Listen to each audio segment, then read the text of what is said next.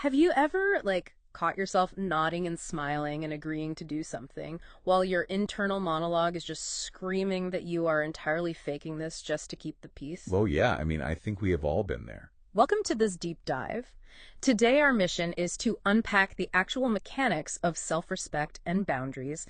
And we're using a really fascinating meditation by author Orrie Karim, paired with a couple of ancient scriptural texts. And the distinction Kareem makes that really sets the stage for us here is the difference between performing connection and actually participating in it. Right, performing is essentially just reading lines from a script. Exactly. You hit your marks, you say your dialogue just to avoid conflict, but you aren't truly present. Which is wild because I always thought, swallowing my preferences to keep the peace was a form of generosity. A lot of people do. Mm.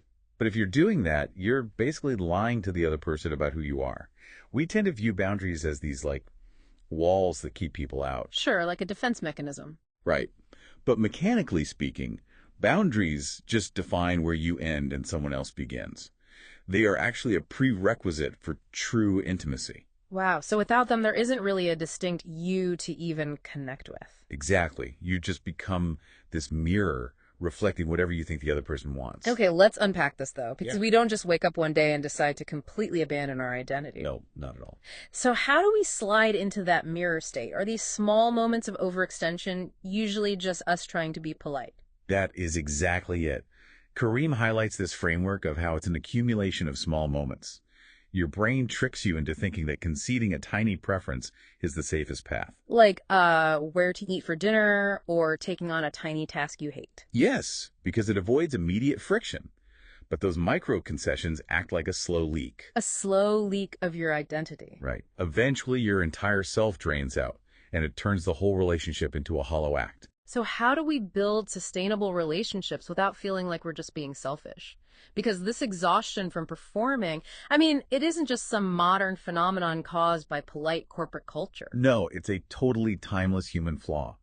And this struggle between being polite and protecting our identity is exactly why Kareem brings in those ancient texts. Right, to highlight the wisdom of limits and the true value of our yes. Exactly. So, for example, the book of Matthew chapter 5, verse 27, specifically in the Message translation, it instructs us to simply say yes when we mean yes and no when we mean no. And it warns against laying down a smokescreen of pious talk, which I love. It's so vivid.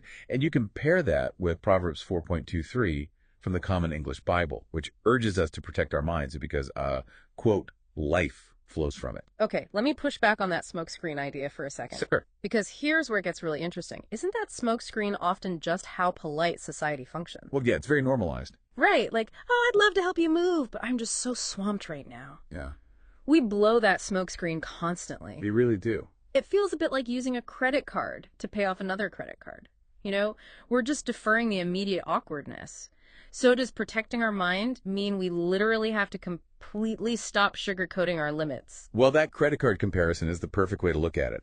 You're deferring the immediate conflict, but the relational debt is compounding with interest. Oh, wow. Yeah. And the toll it takes isn't necessarily on the other person.